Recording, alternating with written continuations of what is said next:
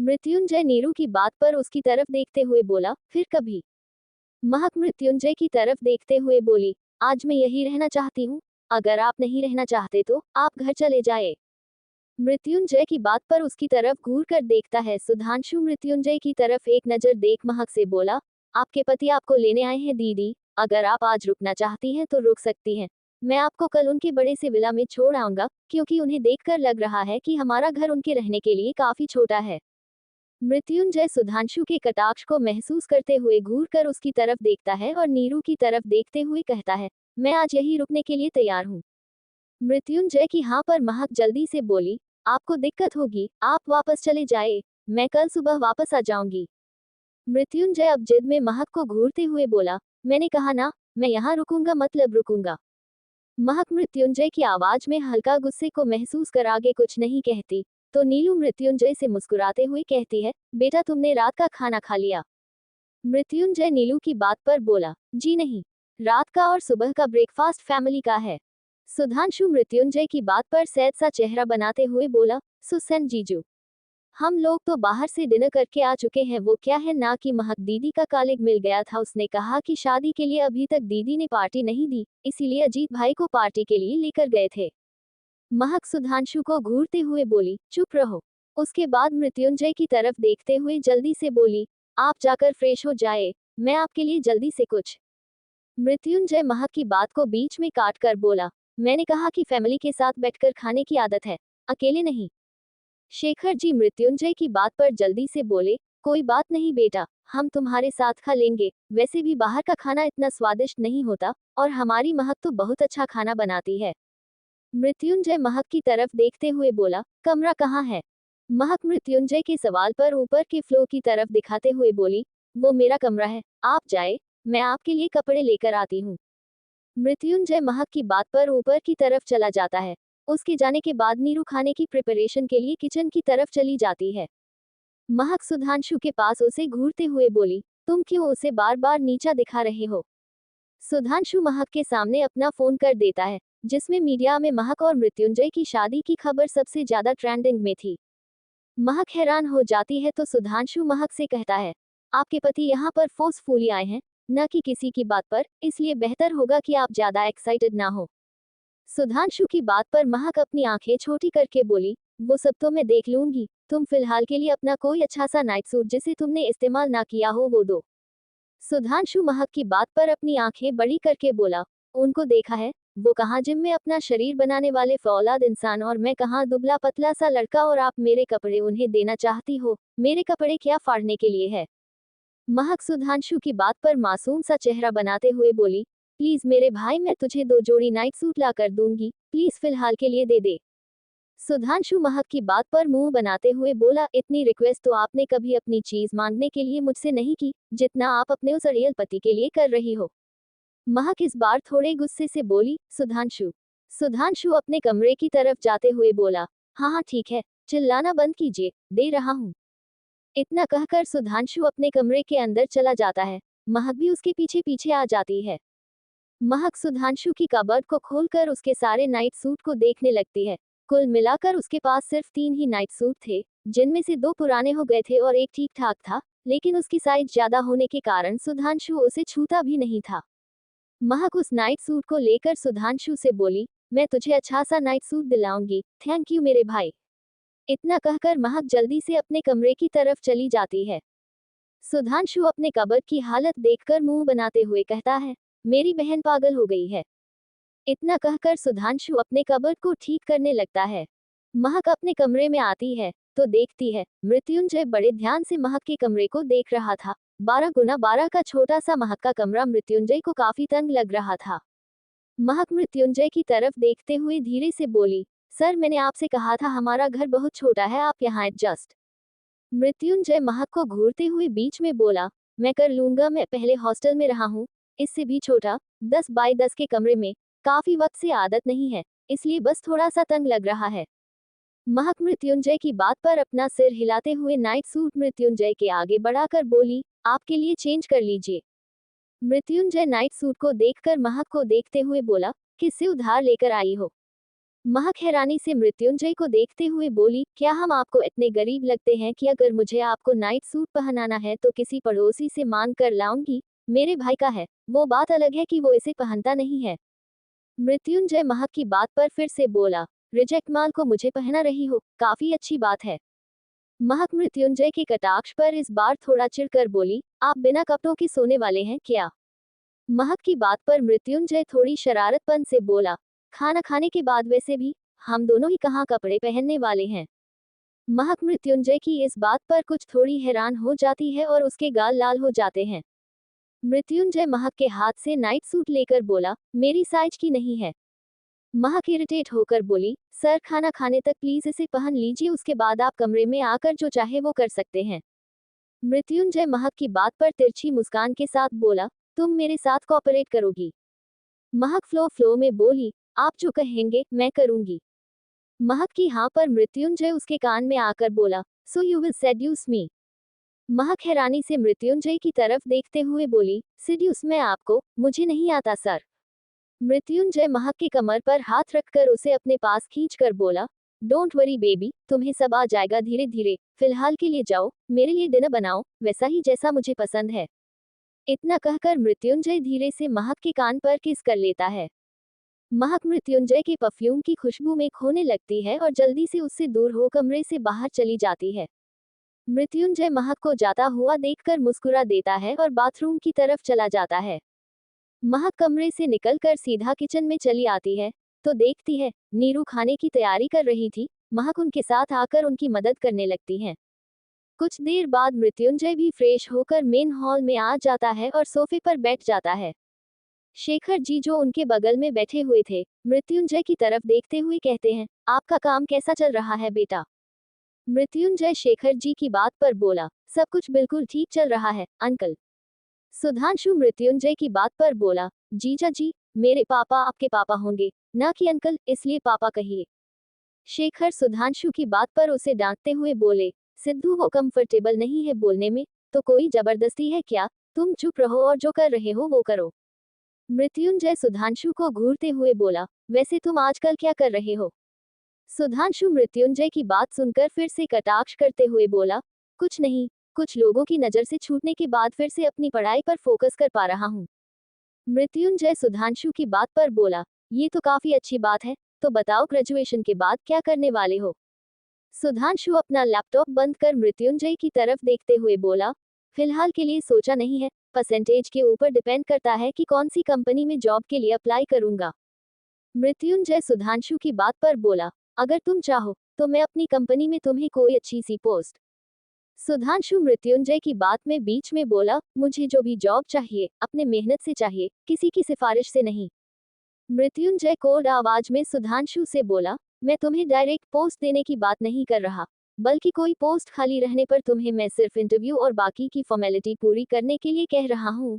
क्योंकि मेरे खुद के भाई ने सारे फॉर्मेलिटी और इंटरव्यू क्रैक करने के बाद ही सारंग इंडस्ट्रीज में अपनी खुद की पोस्ट चुनी है, और वो सिर्फ एक एम्प्लॉय है, वहाँ का बॉस नहीं।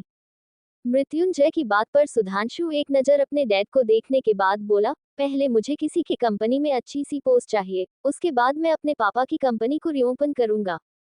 शेखर सुधांशु की बात पर थोड़ी नाराजगी से बोले, सुधांशु चुप रहो तुम, मैंने कितनी बार तुमसे कहा है कि तुम वो काम नहीं करोगे, हम नॉर्मल जिंदगी में खुश हैं। सुधांशु शेखर की बात पर अपनी गर्दन नहीं में हिलाते हुए बोला, नहीं पापा, मुझे वो करना है, मुझे अपने सारे सवालों के जवाब ढूंढने हैं और जब तक मैं उस दलदल में खुद नहीं जाऊंगा, मुझे नहीं लगता कि मैं उन सवालों का जवाब ढूंढ पाऊंगा। मृत्युंजय जो कि उन दोनों की बातें सुन रहा था, शेखर की तरफ देखते हुए कहता है, कोई बात है क्या? शेखर मृत्युंजय की आवाज सुन जल्दी से बोले, कुछ नहीं बेटा, ये लड़का पागल हो गया है, कुछ भी कहता रहता है। मृत्युंजय शेखर की बात से समझ जाता है कि वो बताने में इच्छुक नहीं है, इसलिए वो भी ज्यादा फोर्स नहीं करता, क्योंकि उसका नेचर ही ऐसा था कि वो किसी के मामले में ज्यादा नाक नहीं घुसाता था जब तक वो चीज उससे जुड़ी ना हो। सुधांशु फिर से अपना काम कंटिन्यू करने लगता है। कुछ देर बाद नीरू और महक खाना लेकर डाइनिंग टेबल में सर्व कर देते हैं। खाने की खुशबू महसूस करते हुए मृत्युंजय के दिल की धड़कनें बढ़ जाती हैं। मृत्युंजय थोड़ा अजीब टोन में जल्दी से बोला, क्या यहाँ पर राइस नूडल्स बने हैं? मृत्युंजय की बात पर नीरू हैरानी से उसकी तरफ देखते हुए बोली, तुम्हें कैसे पता? नीरू के सवाल पर मृत्युंजय बोला, जब मैं 8 साल का था तब अक्सर यहाँ के फूड मार्केट में एक छोटा सा होटल था जहाँ पर ऐसे ही राइस नूडल्स बनते थे। अक्सर मैं अपने भाई के साथ वहाँ जाता था, लेकिन फिर मैं अपने दादा दादी के पास आसाम चला गया तो मैं बहुत ज्यादा उस नूडल को मिस करता था। लेकिन बाद में पता चला कि वो होटल उन्होंने बेच दिया है, लेकिन काफी वक्त बाद ये खुशबू मुझे याद आ गई। मृत्युंजय की बात पर नीरू अपने चेहरे पर फीकी मुस्कान लाकर बोली, मैंने तो बस ऐसे ही रेसिपी बनाई थी, मुझे नहीं पता आप किस बारे में बात कर रहे हैं। मृत्युंजय नीरू के एक्सप्रेशन नोट नहीं करता और कहता है, क्या मैं टेस्ट कर सकता हूँ। महक एक छोटे से बावल में मृत्युंजय को राइस नूडल्स सर्व कर देती है, जिन्हें खाने के बाद मृत्युंजय अपनी आंखें सुकून में बंद करते हुए कहता है, बिल्कुल वैसा ही टेस्ट है। शेखर जी और नीरू एक दूसरे को देखने लगते हैं, लेकिन सभी ख्यालों को झटक कर दोनों डिनर के लिए बैठ जाते हैं। सुधांशु पूरे डाइनिंग टेबल में देखते हुए कहता है, यहाँ पर मेरे पसंद का तो कुछ भी नहीं है। महक सुधांशु की बात पर उसके आगे ब्रेड रोल पकौड़ा रखते हुए बोली, तुम्हारे लिए। सुधांशु महक की बात पर खुशी से उछलते हुए बोला, थैंक यू सो मच दीदू, मुझे पता था कि इस घर में सबसे ज्यादा प्यार आप ही मुझसे करती हो, बाकी सब तो। इतना कहते हुए सुधांशु घूरकर मृत्युंजय की तरफ देखता है। मृत्युंजय उसकी नजरों को इग्नोर करते हुए अपने डिनर पर फोकस करने लगता है। कुछ देर डिनर फिनिश करने के बाद महक और नीरू पूरा डाइनिंग टेबल साफ करने लगते हैं। शेखर जी घर के थोड़े पास बने गार्डन की तरफ चले जाते हैं। पूरा बर्तन साफ करने के बाद महक दूध का गिलास सुधांशु की तरफ बढ़ा देती है, तो सुधांशु महक की तरफ देखते हुए कहता है, दीदी आपके पति को आपके घर में खाने को नहीं मिलता क्या? कितनी बुरी तरीके से खा रहे थे। सुधांशु की बात पर महक उसे आंखें दिखाते हुए बोली, ऐसी बदतमीजी नहीं करते सिद्धू, वो तुमसे बड़े हैं ना। सुधांशु मुंह बनाते हुए बोला, मैं बदतमीजी कहाँ कर रहा हूँ, सही तो बता रहा हूँ, देखा नहीं कैसे जानवरों की तरफ खा रहे थे। सुधांशु की बात पर महक उसके बगल में बैठते हुए बोली, बात यह है कि मैंने खुद पहली बार उन्हें इतना रिलैक्स होकर डिनर करते हुए देखा है, वरना वो घर में चुपचाप अपना डिनर करते हैं और अपने कमरे में चले जाते हैं। सुधांशु महक की बात पर तंज कसते हुए बोला, वो क्या है ना दीदी, गरीबों की मेहनत के खाने बहुत ज्यादा स्वादिष्ट लगते हैं और आपके घर में कोई मेहनत करता है नहीं, इसीलिए उन्हें हमारे घर का खाना ज्यादा अच्छा लगा। महक सुधांशु को घूरते हुए बोली, तुम जरूरत से ज्यादा उन्हें नीचा दिखा रहे हो। खैर ये सब छोड़ो, जाओ अपने कमरे में पढ़ो। सुधांशु दूध का गिलास खाली कर टेबल पर रखते हुए महक से बोला, ठीक है, मैं तो कमरे में चला जाऊंगा, लेकिन आप मुझे एक बात बताओ, आप स्कूल फिर से ज्वाइन करोगी या फिर नहीं? महक दूध का गिलास पकड़ते हुए बोली, मैंने इस बारे में नहीं सोचा है सिद्धू, और जब तक तुम्हारे जीजू से बात ना कर लूं, मैं इस तरह से अपने फैसले नहीं ले सकती, इसलिए तुम अपना मुंह बंद करके रखो और जाओ कमरे में। इतना कहकर महक किचन की तरफ चली जाती है। सुधांशु महक की बात पर खुद से बोला, ऐसे रिश्तों का क्या फायदा जिसके लिए खुद की कोई जिम्मेदारी या फिर अपने सपने पूरे करने के लिए किसी और का मोहताज होना पड़े। सीढ़ियों के पास खड़ा मृत्युंजय महक और सुधांशु की बातें सुन चुका था। वो खुद से बोला, मॉम डैड की मदद करने के लिए वो स्कूल में काम करती थी। इतना सोचते हुए मृत्युंजय महक के पीछे किचन की तरफ चला जाता है। महक मृत्युंजय के लिए दूध रेडी कर रही थी कि पीछे से मृत्युंजय उसे कमर से पकड़ लेता है, जिससे महक घबरा जाती है। तो मृत्युंजय महक के कंधे पर अपनी ठुड्डी रखते हुए कहता है, घबरा क्यों गई?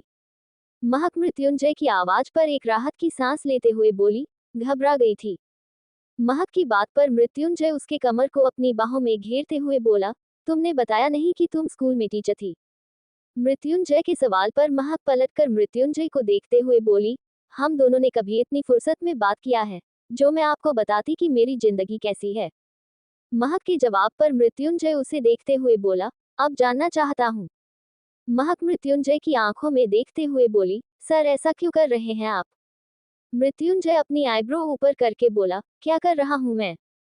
इस तरह आपका पल भर में प्यार से बात करना और पल भर में गुस्से से बात करना मुझे अंदर तक डराता है सर, प्लीज आप जैसे हैं वैसे ही रहिए, खुद को बदलने की जरूरत नहीं है किसी के लिए, महक ने शांत स्वभाव में कहा। मृत्युंजय तिरछी मुस्कान के साथ बोला, महक अवस्थी, अब मैं तुम्हें यहाँ डोंट और धमकी तो नहीं कर सकता ना, आफ्टर ऑल सास ससुर के सामने इम्प्रेशन अच्छी बनानी है। महक मृत्युंजय की बात पर उसे देखते हुए बोली, क्या आप सच में मीडिया की फोर्स के कारण मुझे लेने आए हैं या फिर अपनी मर्जी से लेने? मृत्युंजय महक की बात पर बोला, अब घर में ही रोटी सब्जी बनी हो तो कोई पड़ोस में खाना क्यों जाएगा? महक मृत्युंजय की बात पर कंफ्यूज होकर बोली, आप कहना क्या चाहते हैं? मृत्युंजय महक के पास आकर बोला, अब क्या तुम इतनी बुरी तरीके से इस बात को समझना चाहती हो तो सुनो, जब मेरे पास खुद की बीवी है तो मैं किसी और के पास क्यों जाऊं। हम महक मृत्युंजय की बात पर उसकी तरफ देखने लगती है कि नीलू किचन में आ जाती है और उन दोनों को साथ में देख अपना चेहरा दूसरी तरफ करते हुए कहती है, मुझे पानी का जग चाहिए था। नीरू की आवाज पर मृत्युंजय उसे जग में भरा पानी देते हुए बोला, लीजिए आंटी, अंदर आ सकती थी ना, इस तरह से हिचकिचाने की क्या जरूरत है। नीरू मृत्युंजय की बात पर उसकी तरफ देखते हुए हल्का मुस्कुराकर बोली, मैं बहुत खुश हूँ बेटा कि तुम हमारी महक से इतना प्यार करते हो। मृत्युंजय तिरछी नजर से महक की तरफ देख नीरू से मुस्कुराते हुए बोला, सच में महक है ही इतनी प्यारी कि किसी को भी उससे प्यार हो जाए, मुझे भी हो गया। महक मृत्युंजय की तरफ देखने लगती है तो मृत्युंजय महक के हाथ को पकड़कर कहता है, मुझे तुमसे कुछ बात करनी थी, कमरे में चले। महक मृत्युंजय की बात पर जल्दी से बोली, मुझे कुछ काम। नीरू महक की बात को बीच में काट कर बोली, महक जमाई जी तुम्हें बुला रहे हैं ना, जाओ तुम्हारा जो काम है मैं पूरा कर दूंगी। महक नीरू की बात पर बोली, माँ जो काम है वो मैं पूरा कर लूंगी। मृत्युंजय मासूम सा चेहरा बनाते हुए नीरू की तरफ देखता है तो नीरू महक आंख दिखाते हुए कहती है, महक तुम्हारा जो काम है मैं पूरा कर दूंगी, जाओ। महक नीरू की बात पर अपना सिर हिला देती है और पानी का बॉटल और मृत्युंजय के लिए दूध का गिलास लेकर कमरे की तरफ चली जाती है। मृत्युंजय जाती हुई महक को देख नीरू से मुस्कुराते हुए बोला, good night aunty. Neeru Mrityunjay की बात पर मुस्कुराते हुए उसे गुड नाइट कहती है और अपने कमरे की तरफ चली जाती है। मृत्युंजय भी महक के पीछे कमरे में आ जाता है। मृत्युंजय कमरे का दरवाजा अंदर से बंद कर महक की तरफ एक नजर देख बिस्तर पर जाकर बैठते हुए बोला, तुम कहाँ सोने वाली हो। महक बिस्तर की तरफ देखती है और मृत्युंजय से कहती है, मैं नीचे गद्दा बिछा लूंगी। मृत्युंजय अपनी गर्दन नहीं में हिलाते हुए बोला, नहीं तुम बिस्तर पर सो जाओ। महक हैरानी से बोली, तो क्या आप जमीन पर, तुम बिस्तर पर और मैं तुम्हारे ऊपर। मृत्युंजय ने शरारत भरी मुस्कान के साथ कहा। महक मृत्युंजय की बात पर खिसियानी हंसी के साथ बोली, एक काम करते हैं सर, मैं बिस्तर के बगल में गद्दा बिछाकर सो जाती हूँ। मृत्युंजय अपनी भौं उचका देता है जिस पर महक जल्दी से दूध और बॉटल बिस्तर के पास रखे टेबल पर रखती है और चटाई और गद्दा बिछा अपने लिए बिस्तर बना लेती है। महक अपना बिस्तर रेडी कर अपना नाइट सूट लेकर कमरे से बाहर चली जाती है। मृत्युंजय अपने लैपटॉप में तब तक घुसा हुआ था तभी उसका फोन बजने लगता है। मृत्युंजय कॉल अटेंड करते हुए बोला, हाँ राजीव। दूसरी तरफ से राजीव बोला, क्या हाल चाल है, ससुराल में मजा तो आ रहा है ना। मृत्युंजय राजीव की बात पर बोला, अगर तुमने बकवास करने के लिए कॉल किया है तो मैं रख रहा हूँ। जिस पर राजीव जल्दी से बोला, अरे नहीं, एक कशिश मित्तल कल इंडिया आ रहा है। मृत्युंजय राजीव की बात पर बोला, तो क्या एयरपोर्ट पर उसके लिए आरती की थाल लेकर मैं खड़ा रहूंगा। राजीव मृत्युंजय को चिढ़ता हुआ देखकर बोला, फाइनेंस के लिए कुछ नए प्रोजेक्ट हमने उसके साथ साइन किया है जो कि कंपनी डिनाइम के साथ लॉन्च होने वाली है। अगर प्रेजेंटेशन परफेक्ट रहा तो सारंग एक बार फिर टॉप 10 में रहेगा। मृत्युंजय राजीव की बात पर बोला, सारंग हमेशा से टॉप में था और वैसा ही रहेगा। मैं प्रेजेंटेशन खुद बनाऊंगा। सी ग्रुप ऑफ कंपनी के सारे बायोडेटा मेल करो। राजीव मृत्युंजय की बात पर ओके कहकर कॉल कट कर देता है। महक कमरे में आती है तो मृत्युंजय एक नजर उसे देखने के बाद कहता है, सुनो क्या यहाँ पर वाईफाई है। मृत्युंजय के सवाल पर महक जल्दी से बोली, मेरे कमरे में नहीं, लेकिन पास की शॉप से सुधांशु के कमरे में वाईफाई आता है।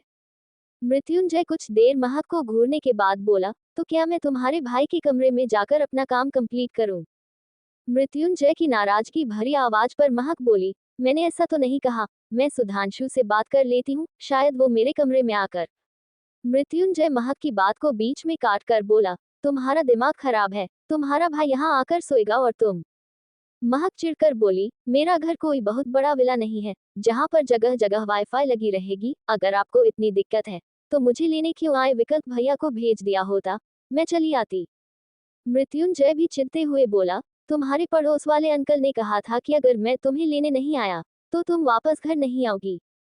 महक मृत्युंजय की बात पर बोली, हमारी कोई लव मैरिज नहीं हुई है जो आप मेरे बगैर रह नहीं सकते और बीवी के पीछे पीछे उसके ससुराल तक आ गए और आप कब से किसी की बात मानने लगे।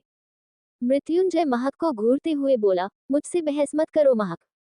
महक जाकर बिस्तर पर सोते हुए बोली, आप अपना काम देख लो, मुझे डिस्टर्ब मत करना। इतना कहकर महक ब्लैंकेट सिर तक ओढ़ लेती है। मृत्युंजय खुन्नस में महक को देखते हुए धीरे से बोला, चुड़ैल कहीं की।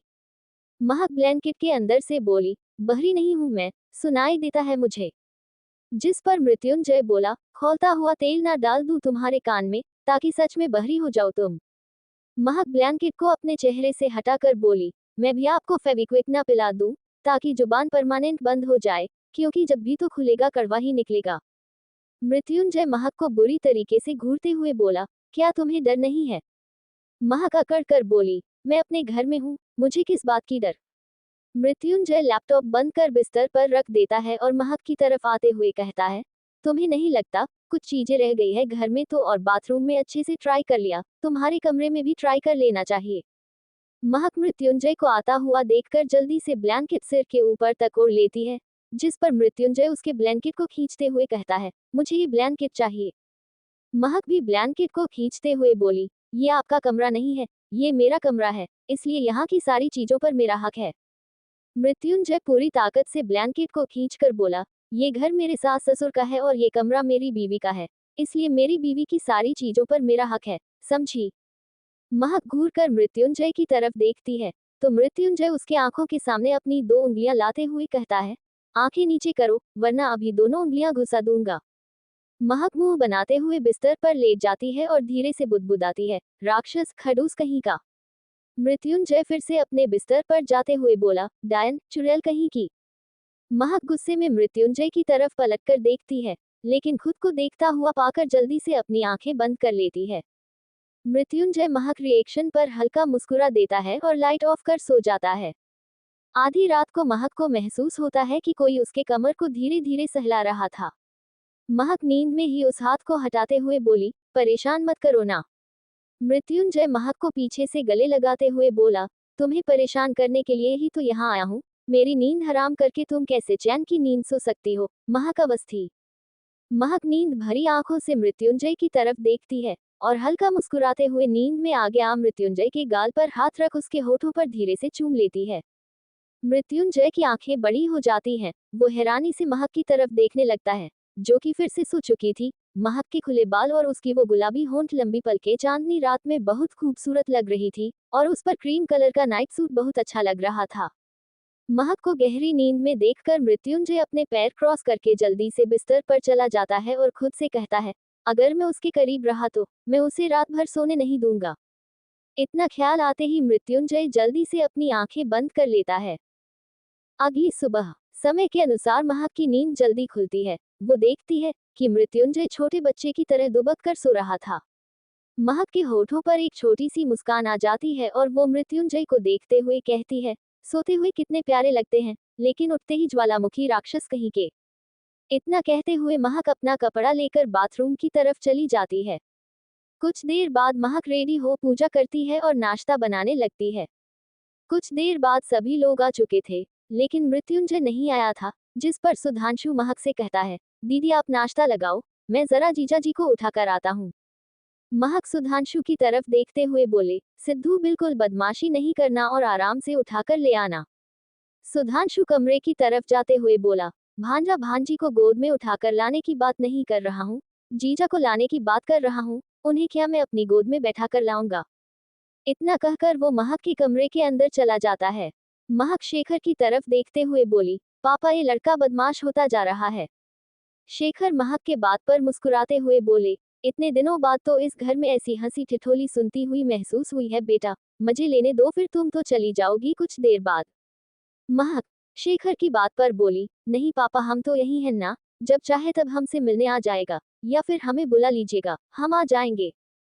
नीरू जूस का जार लाकर डाइनिंग टेबल पर रखते हुए बोली, हाँ हाँ अपने पापा से बात हो गई हो, तो जरा अपने पति जी की पसंद का नाश्ता भी लगा दीजिए। महक नीरू की बात पर किचन की तरफ चली जाती है।